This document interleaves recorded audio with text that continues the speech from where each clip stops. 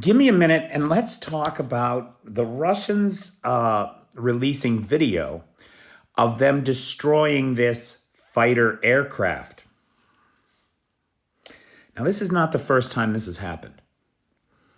And if you don't know this guy's fucking great. Denis Davidov. And Denise, or Dennis for English speakers, is a Ukrainian pilot who is out of work because there's no air traffic in Ukraine these days. And so he's got a channel on YouTube where he talks about the war. Very insightful fella, especially when it comes to aviation-related issues. Give him a follow. He's great. Now, today, Dennis here was on talking about this plane that the Russians blew up.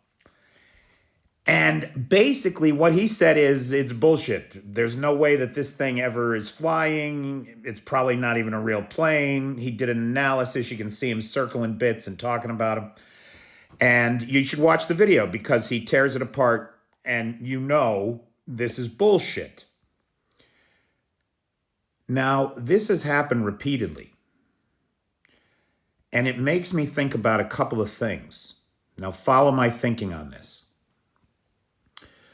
The Russian MOD claims that they've destroyed over 400 fixed-wing aircraft. Now, the Ukrainians started the war with about 228, if I'm not mistaken, fixed-wing aircraft. So there's no way the Russians destroyed 400, right? But could they have destroyed 400 decoys? Maybe they think they really have destroyed 400 planes. If they got planes that look this good sitting out there on the runways, enticing them in.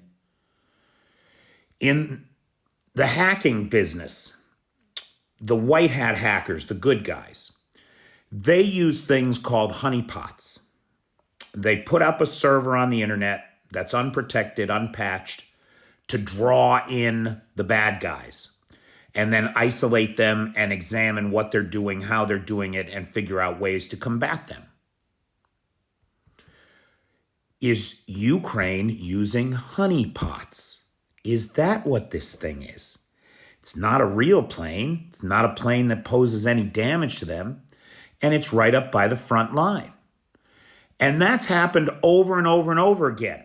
And every time the pundits and the critics are like, oh, why did Ukraine let this happen? Why do they have jets parked so close to the front line? Do they? Do they? Is my question. Because in this case, they clearly did not. Now, the next criticism that I hear all the time is, Ukraine, what's wrong with those guys? They let a Lancet drone get right up to the air base, and then another loitering drone filmed it, and they let the loitering drone go back and take the video back to the Russians. They have no air defense. They're idiots, blah, blah, blah. Are they? Are they? They know that this is not a legitimate target. They know the Russians only have so many Lancet drones.